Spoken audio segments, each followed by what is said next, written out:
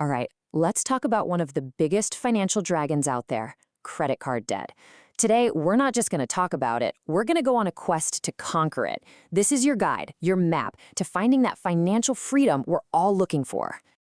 So to kick things off, let's just get a sense of the scale here.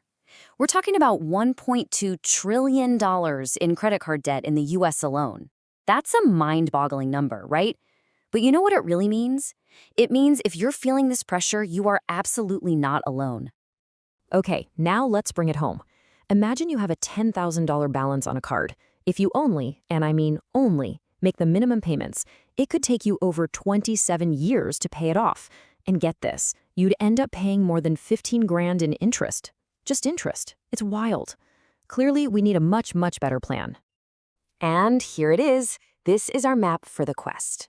We're going to start by facing the facts head on. Then we'll choose our battle plan, figure out how to accelerate the payoff, and this is the best part, learn how to stay debt-free for good. First things first, we've got to face the facts. This is like the part in the story where the hero has to look the dragon right in the eye, because you just can't defeat something if you don't know exactly what you're up against. So, how do we do that? It's actually a pretty simple four-step process. You're going to gather up all your statements. You need to really get how daily compounding interest works against you, because they're literally charging you interest on your interest every single day. Then, check your credit report, make sure there are no mistakes, and finally, calculate your debt-to-income ratio. Look, this isn't about feeling bad. It's just about gathering intelligence. And this quote from Sarah just nails it. She thought she knew her number, but when she actually added it all up, it was almost $4,000 more. But you know what? That didn't defeat her. It lit a fire under her, and that spark helped her pay it all off in just 14 months. It just goes to show you, knowing the truth is your most powerful weapon. Okay, so you know your enemy, now it's time to forge your weapons. For this fight, you're gonna need a shield, that's your budget, and you're gonna need a sword, that's your payoff strategy.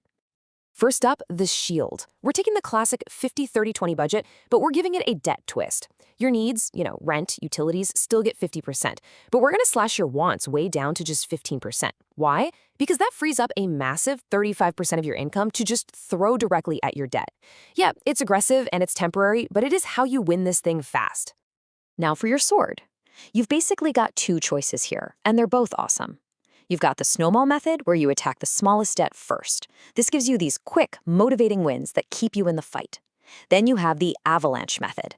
This one's all about the math. You attack the debt with the highest interest rate first, which saves you the most money in the long run. So it really comes down to this. What works for you? Psychology or math? Pick one. You can't go wrong. All right, you've got your plan. You've got your weapons. Now it's time for the training montage. This is where we talk about the power-ups, the strategies you can use to seriously speed up your journey to hitting that zero balance. Power-up number one is a bit of a secret weapon, the 0% balance transfer. What this does is it basically lets you hit the pause button on interest. You move that high-interest debt to a new card, and for a while, every single dollar you pay goes straight to the principal, not to the bank. And these things are real. I mean, look at this. There are cards out there offering up to 21 months with zero interest. Yeah, there's usually a small transfer fee, but the amount you can save on interest can be thousands of dollars. It's a total game changer if you've got a good credit score. Okay, now for power up number two, and honestly, this is probably the most effective one of all, simply earn more money. Think about it. Cutting your expenses is great, but there's a limit to how much you can cut.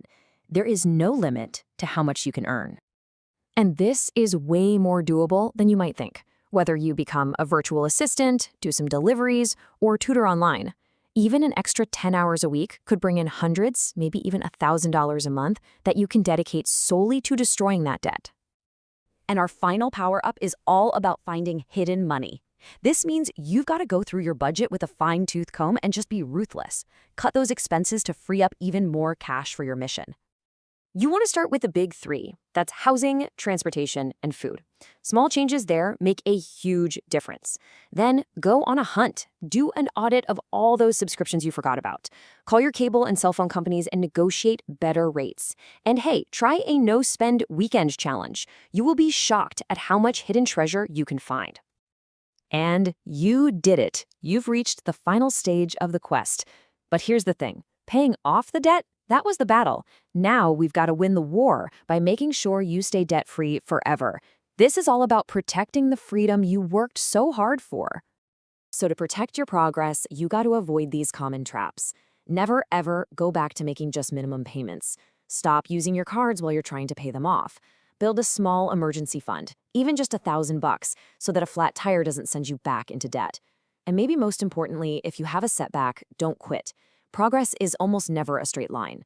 Just get back on track. And this is what it's all for. This is the prize at the end of the quest. This is what life after debt looks like. It's control. It's security. It's a future where your money is finally working for you, building your wealth, instead of just paying for your past. So, you have the map, you've got the weapons, you have the strategy. Your quest to a debt-free life can literally start the second this is over. So, the only question left is, what's your first move?